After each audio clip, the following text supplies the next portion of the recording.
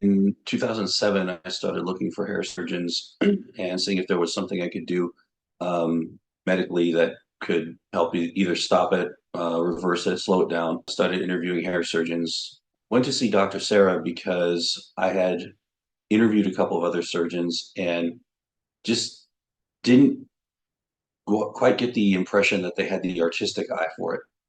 And what I really wanted was a woman's perspective. I wanted something, finished product that was going to look good from a woman's perspective. So at that point, I started using minoxidil and Propecia.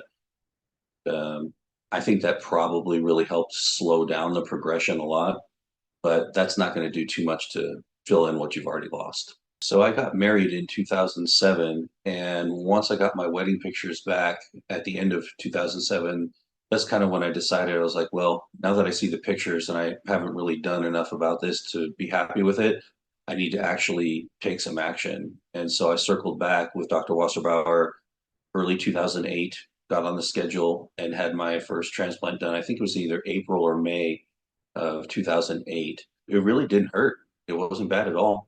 And the only thing you worry about is, you know, there's going to be a little bit of swelling if you forget to sleep upright for the first few nights. Aside from that, it was really easy.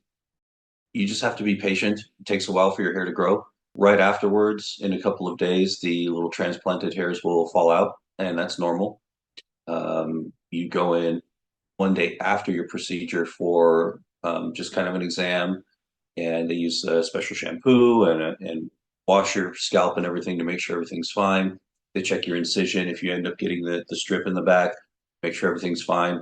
I didn't have any issues. A few months later, you'll start to kind of see the hairs grow, and you'll look in the mirror. You're like, I'm getting a little kind of like peach fuzz thing going on up here. All right.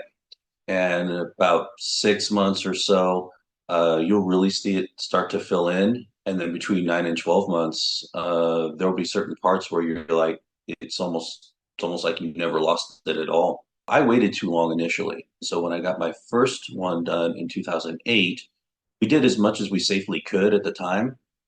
But by the time 2013 rolled around, I was like, I think I need to get a little bit more. So I had a second one done. I've also had SMP, which is scalp micropigmentation, which is basically kind of like tattooing. There's just tiny little tattoos that are placed in whatever areas are thinner, and it makes it look like there are a bunch more hairs there than there actually are. It makes it look more dense. The nice thing about it filling in gradually is that most people will never know. I've never had a single barber know that I had it done.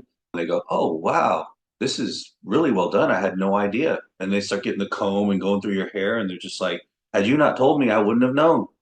The thing for me is that a lot of times this type of procedure is more like an art than a skill. I'm sure there's plenty of very, very skilled surgeons out there that would do a good job. What I liked was the aesthetic focus, and I've been really happy with it ever since.